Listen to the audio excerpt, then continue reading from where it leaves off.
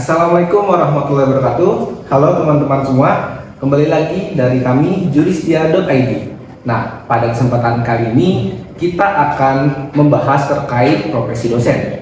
Nah, pada momen kali ini kita sudah kedatangan tamu yang sangat spesial, yaitu Bapak Muhammad Musli, SHI, LCMA. Nah, beliau adalah salah satu dosen dari Fakultas Hukum Universitas Sultan Ageng Tirtayasa. Beliau saat ini mengajar sebagai dosen tetap yang khusus di bidang perdata, khususnya perdata Islam ya Pak? Iya. Nah, untuk membahas lebih lanjut terkait apa saja sih yang dilakukan oleh dosen dan bagaimana nih perjuangan Bapak Musli selagi menjadi mahasiswa dan mengapa nih Bapak Musli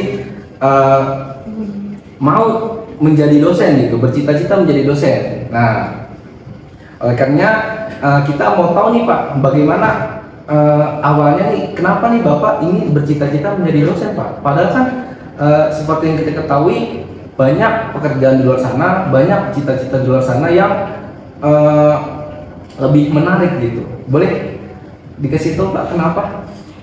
Oke, terima kasih. Sebelumnya, halo yang menjadi penonton untuk acara kali ini. Selamat bertemu dengan saya. Nama saya Muhammad Musli. Saya selaku dosen tetap PNS di Fakultas Hukum Tirta. Terkait pengalaman mungkin ya. Jadi kenapa kok saya mau jadi dosen? Sebenarnya sih kalau melihat dari cita-cita mungkin ya, beberapa orang biasanya menjadi dosen itu adalah cita-cita yang bisa dibilang paling aman ya. Kenapa paling aman? Karena biasanya sebelum menjadi dosen itu pasti ada cita-cita yang lebih keren. Ketika mahasiswa mungkin beberapa temen pengen menjadi seorang dokter misalkan, atau bahkan pengen masuk ke kepolisian gitu. Bahkan ada beberapa teman kita pun ketika masih jadi mahasiswa kemudian mereka daftar polisi dan istilahnya out dari perkuliahan dan menjadi polisi, dan setelah masuk di kepolisian melanjutkan perkuliahannya kembali kan biasanya. Cita-cita saya sebenarnya dulu itu pengen menjadi hakim di pengadilan agama sih sebenarnya. Makanya kuliah saya S1 itu di Peradilan Agama di UIN Jakarta waktu itu. S2 saya baru di Hukum Islam di bagian ilmu hukumnya. Seperti itu. Nah, adapun waktu itu kalau misalkan melihat sejarah ya, waktu itu saya lulus S2, kemudian bagi saya sih PNS yang duluan bukaan CPNS nih apa nih, seperti itu. Nah, waktu itu kebetulan yang pertama bukaan itu dosen tetap dulu. Jadi oke, saya daftar dosen tetap di Untirta. Dan tes Cakim itu masih belum ada. Jadi kalau penerimaan hakim itu kan Cakim ya. Ada yang pengadilan negeri, ada yang pengadilan agama. Nah, saya sudah nungguin tes Cakim pengadilan agama sih waktu itu, tapi belum dibuka saja gitu. Akhirnya singkat cerita, saya tes dosen tetap waktu itu 2018 bulan Agustus. Saya lolos, alhamdulillah. Kemudian setelah saya masuk jadi dosen tetap di Untirta, itu belum PNS awalnya, masih dosen tetap non PNS. Nah, saya menunggu bukaan dong. 2019 ada bukaan nih tiba-tiba dari kementerian, waktu itu masih Kemendikbudristek ya. Jadi Kementerian Pendidikan, Kebudayaan, Riset dan Teknologi. Nah, saya tes CPNS dan lolos. Jadi PNS sebagai dosen tetap di Fakultas Hukum Tirta di Hukum Perdata, seperti itu sih. Sangat menarik sekali nih teman-teman, kita menyimak terkait bagaimana Pak Musli ini bercita-cita dan memiliki keinginan untuk menjadi dosen. Nah, selanjutnya nih Pak, kan Bapak punya gelar menarik nih Pak, Sarjana Hukum Islam dan LCMA. Itu awalnya kenapa sih Bapak tertarik lebih ke hukum Islamnya Pak? Sedangkan hukum ini luas gitu Pak. Oke, jadi sebenarnya pada awalnya jujur sebelumnya kan saya ingin menjadi hakim pengadilan agama ya. Nah, mungkin singkat cerita ya. Dulu itu saya terkait cita-cita, mungkin teman-teman bisa menjadikan sebagai cerminan lah. Jadi pada waktu itu pas saya masih SMA sih, saya ngobrol dengan guru saya suka cerita. Pak, kalau singkat singkat saya seperti ini, Pak, kalau PNS yang gajinya paling besar apa sih? Nah, guru saya bilang kalau PNS yang gajinya paling besar itu hakim gitu. Terus dia juga bilang, tapi yang resikonya paling sedikit itu hakim pengadilan agama gitu. Kalau hakim pengadilan negeri, resikonya agak besar. Bisa jadi keluarga kita jadi ancaman. Soalnya kan kita banyak kasus-kasus mengenai pembunuhan, pencurian dan sebagainya. Itu keluarga kita jadi ancaman. Nah, singkat cerita, saya berbekal dari motivasi dari guru saya, saya mau jadi hakim pengadilan agama pada masa itu kan. Ketika kuliah pun makanya saya masuk pengadilan agama dan gelarnya sarjana hukum Islam gitu. Dan kakak kelas saya pada masa itu ya mereka banyak yang jadi hakim pengadilan agama dengan gelar sarjana hukum Islam ini. Seperti itu sih. Sangat menarik sekali ya teman-teman terkait bagaimana nih Pak Musli ini terjun ke dalam dunia hukum ya Pak. Iya. Nah kalau boleh tahu nih Pak, sebenarnya apa sih Pak momen-momen Bapak ketika berjuang untuk mendapatkan gelar ini sampai gelar S2 ini, momen yang paling menarik menurut Bapak ini? Kalau terkait momen, mungkin banyak sekali hal ya. Beberapa orang itu ketika S1 itu biasanya kan lancar tuh 4 tahun. Nah, hati-hati teman-teman yang lagi S1. Kalau misalkan lanjut ke S2 tanpa ada jeda, misalkan kerja dulu, itu tuh biasanya bosen. Dalam artian kita tuh ada masa jenuh, beberapa orang yang mayoritas. Saya termasuk salah satunya. Jadi setelah sudah S1, saya langsung masuk S2 tanpa ada jeda. Dan S2 saya agak lama, mungkin momen saya itu sih. Tapi lamanya di sini tidak melewati batas yang ditentukan oleh pihak universitas ya. Jadi masih aman. Nah, momen saya mungkin ketika saya ada titik balik. Mungkin teman-teman semua orang pasti ada masa-masa ininya lah ya, masa-masa mencari seperti apa sih saya nanti, jati diri saya itu seperti apa kayak gitu. Nah, momen saya mungkin ketika saya melihat sepertinya hidup saya ini harus saya bereskan S2 saya. Nah, makanya itu sih momen menurut saya paling jadi titik balik saya karena jujur waktu itu saya sibuk ngeband sih. Saya suka musik. Oh, suka musik. Saya suka main band. musik. Jadi saya waktu itu sibuk main band sambil bekerja sih. Jadi sebenarnya pekerjaan saya dosen ini adalah pekerjaan ketiga sih. Ketiga. Jadi yang pertama saya itu waktu saya guru SMK itu selama 4 tahun kurang lebih selepas S1 itu. Kemudian di LP3I juga itu nggak dosenin sih, dosen tapi bahasa Inggris waktu itu. Di LP3I daerah Ciputat saya dosen LP3I. Kemudian ya setelah itu saya resign untuk membereskan S2 saya karena S2 saya tidak bisa selesai karena fokusnya terbagi. Setelah selesai saya selesaikan tesis, baru wisuda ya dalam 1 tahun itu selesai, 1 tahun kurang malah.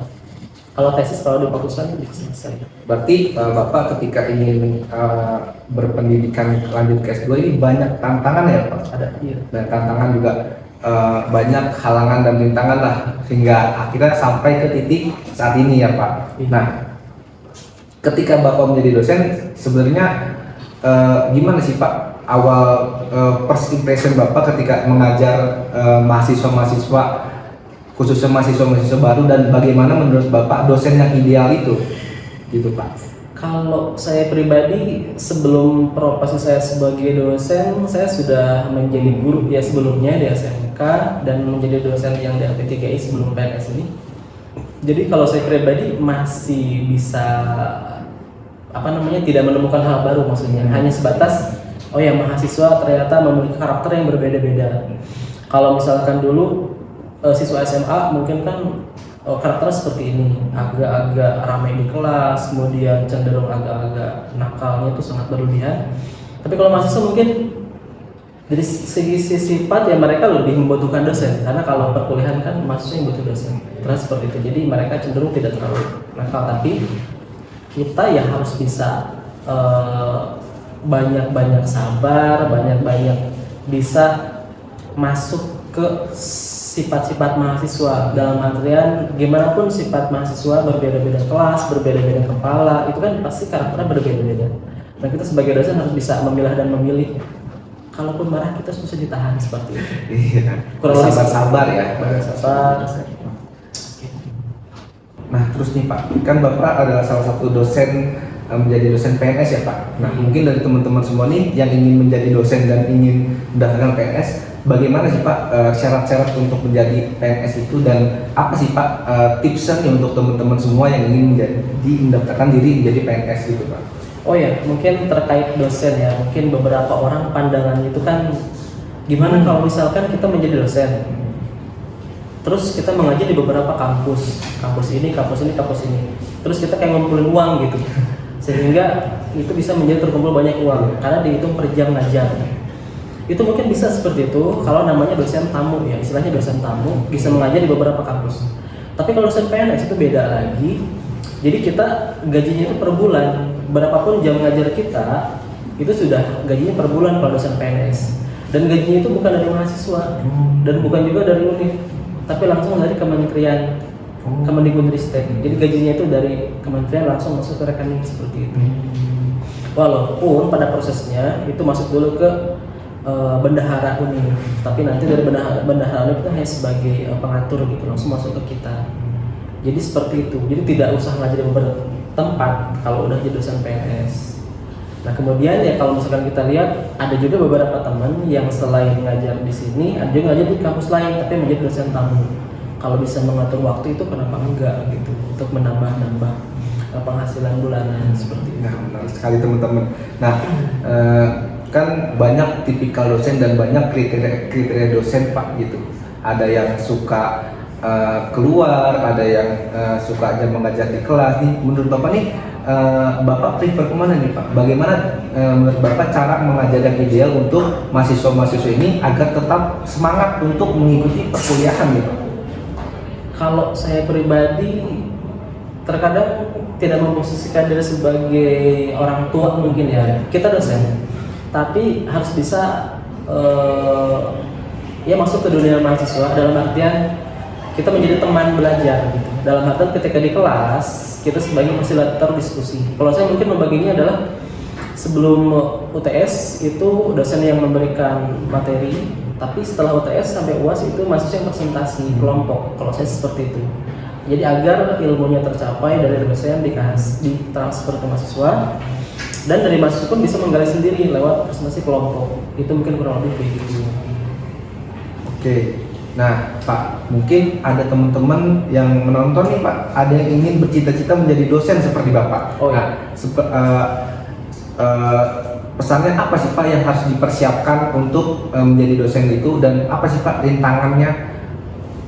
Kalau saya sih mungkin gini ya, ada masanya, ini rintangan ya, ada masanya ketika kita lulus S1 misalkan, kemudian kita pengen menjadi PNS, atau kita lulus S2, kemudian kita ingin menjadi PNS. Nah, kita tuh terkadang harus nganggur dulu selama setahun. Saya juga dulu nganggur setahun, dan kita harus tahan pada bisikan-bisikan dari tetangga. Terkadang mereka bilang, kok nganggur kayak gitu. Betul. Soalnya kalau tes CPNS itu tidak bisa di nomor 2 kan, dalam artian kalau misalkan teman-teman ketika wisuda kemudian kerja di bank yang full time, itu kita tidak bisa kayak ngecek udah bukaan CPNS belum, terus kemudian melatih buat CAT segala macam, karena sekarang harus pakai CAT nasional. Nah itu tidak bisa, jadi ada rintangannya itu. Boleh bekerja setelah lulus wisuda, tapi yang tidak full time. Itu menurut saya, saran dari saya. Yang ada waktu kita buat belajar CAT, kemudian ada waktu kita buat cek Google. Karena jujur, bukan CPNS itu tidak semua orang tahu. Bahkan terkadang dari pertemanan doang. Sekarang lagi ada bukaan juga loh, tapi mungkin P3K ya, itu tidak booming. Hanya beberapa orang doang yang kayak buka Google. Jadi mungkin tips saya dulu setiap malam sebelum tidur ya 2 hari sekali lah, itu suka cek situsnya. Jadi situsnya udah saya bookmark di laptop, itu ada situsnya. Kalau ada bukaan tuh pasti di situ ada. Waktu itu CAT bkn.go.id kalau nggak salah. Tapi sekarang saya kurang tahu situsnya apa, soalnya dia suka ganti-ganti. Nah kita cek tiap malam. Saya sabar tiap malam cek, kalau ada bukaan tuh kita duluan. Soalnya terkadang info ini itu ya bagi mereka yang update pasti dia dapat giliran tes administratif dulu kan, dan itu waktunya sebentar gitu. Jadi sering-seringlah buka Google. Dalam hal ini searchingnya tes CAT bukan yang lain-lain, bukan PNS di tahun tersebut. Itu mungkin ya harus sabar, jangan dulu kerja yang full time kalau emang kita pengen jadi dosen PNS gitu teman-teman. Jadi korbanannya itu. Dan mungkin kayak kalau saya jujur dulu tuh nganggur dulu demi PNS karena saya udah agak capek dengan pekerjaan saya sebelumnya menjadi guru dan dosen LP3I yang ya istilahnya udah cukuplah pengalaman. Ini saatnya udah, karena jujur teman-teman seperjuangan saya yang gajinya sudah besar, yang gajinya udah gede, pada resign, kemudian pada tes CPNS, hampir semua. Karena mereka tuh melihat kita itu umur untuk bekerja itu tidak selamanya bisa bekerja. Ada batas waktu kita harus menjadi tua dan kita tuh pengen nerima gaji terus dan halnya pensiunan gitu. Ada masalah kayak gitu. Makanya beberapa orang silakanlah bekerja apapun, tapi ketika mau masuk umur 30 biasanya dia mulai sadar, wah ini batas buat tes CPNS nih, karena batasnya 30 kan teman-teman, 30, 35 segala macam lah ada peraturannya. Itu pasti mulai pada resign dan semua belok ke PNS. Teman saya hampir semua sekarang pada PNS. Yang tidak PNS mungkin bisnis, tapi ya pesan saya ingat, kerja apapun, sehebat apapun kerja teman-teman, kita pasti tua dan kita ada batas umur yang bisa bekerja seperti itu. Ada saatnya kita pengen menerima pensiunan. Jadi pikirkan baik-baik mau kerja apa. Yang penting PNS, mau dosen silahkan, mau Kemenkumham juga boleh, atau misalkan di pengadilan, mungkin hukum banyak kan ke arah situ. Itu mungkin pesan dari saya. Pesan terakhir dari Bapak untuk teman-teman penonton dan pemirsa sekalian, Pak. Pesan terakhir dari saya, kita harus bisa mencari jati diri kita, mau jadi apa kita nanti, pekerjaan kita apa. Silakan sia-siakan umur teman-teman untuk mencari pengalaman di pekerjaan yang teman-teman menurut teman-teman keren gitu. Entahlah S-Mode, eksekutif muda, atau misalkan bisnis atau apa, silakan sia-siakan. Tapi ingat, ketika mau masuk umur 30 kita pasti bakal berpikir, oh kita harus PNS. Mungkin ada masanya kita harus ada titik balik di umur teman-teman itu. Jangan sampai ketika umur kita udah lewat, kita baru sadar kalau ternyata kita harus menjadi ASN.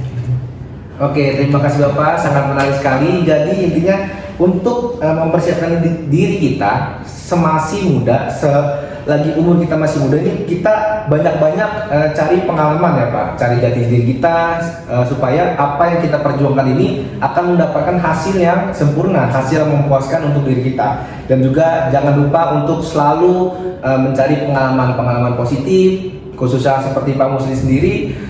Beliau tidak hanya belajar tapi juga ngeband ya Pak sebagai hobi gitu, untuk menikmati dan juga untuk mempersiapkan di kehidupan selanjutnya Pak ya. Ya, sebagai dosen PNS. Dan juga untuk teman-teman sekalian, tadi Pak Musli juga berpesan untuk mempersiapkan diri untuk apapun yang akan terjadi di diri kita, dan juga untuk apapun nanti yang kita kerjakan selalu nikmati, dan juga jangan lupa selalu mencari pengalaman diri. Dah, karena sudah masuk ke momen terakhir nih Pak, sebelumnya terima kasih banyak untuk bincang-bincang kali ini. Sukses selalu untuk Bapak Musli, untuk pekerjaannya, untuk menjadi dosen yang selalu friendly kepada mahasiswa-mahasiswi, dan juga selalu baik untuk sharing, baik untuk berbagi pengalaman. Beliau sangat humble lah gitu ya. Mungkin karena mengingat waktu juga, kita akhiri juga pada sesi podcast kali ini, bincang-bincang kali ini. Sekali lagi terima kasih untuk Bapak Musli. Saya akhiri, wassalamualaikum warahmatullahi wabarakatuh. Salam mahasiswa.